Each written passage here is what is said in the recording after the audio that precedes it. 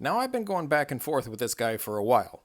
He keeps claiming the Democrats are voting against permanent tax cuts for the middle class and the poor. I told him not only was that misleading, but it's also incorrect. And also pointed out in my last video that in the case of the Bush-era tax cuts, it was the Democrats who tried to make them permanent.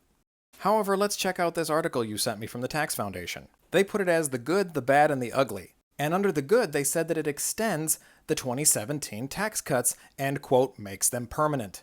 But that's kind of a misleading statement, because certain things are made permanent and other things have an expiration date of 2028.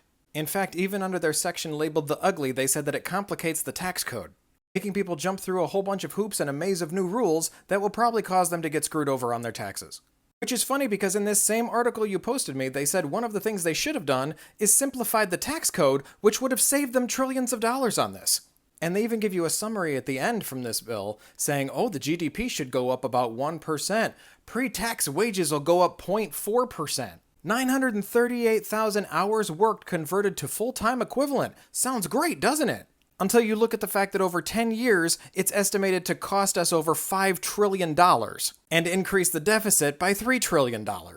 I've seen estimates from other economic websites saying that it's going to be more like $4 trillion. What they mean by making permanent the tax brackets for the 2017 tax cuts are those tax brackets for the rich. Remember how the Maga for months were screaming, oh yay, no tax on tips, Trump is great! But that's only a drop in the bucket of a couple $100 if you have a job that pays tips.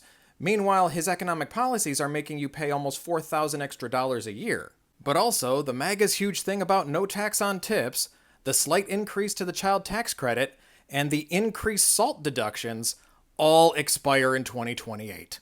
And you can get that information from anywhere like The Guardian and the BBC. In fact, you can get it from many economic websites. The site that you posted talks about the bad shit, but doesn't really expound on it. It leaves it vague. While it claims that these things are permanent, it's misleading you, because a lot of these tax incentives expire in just a few years.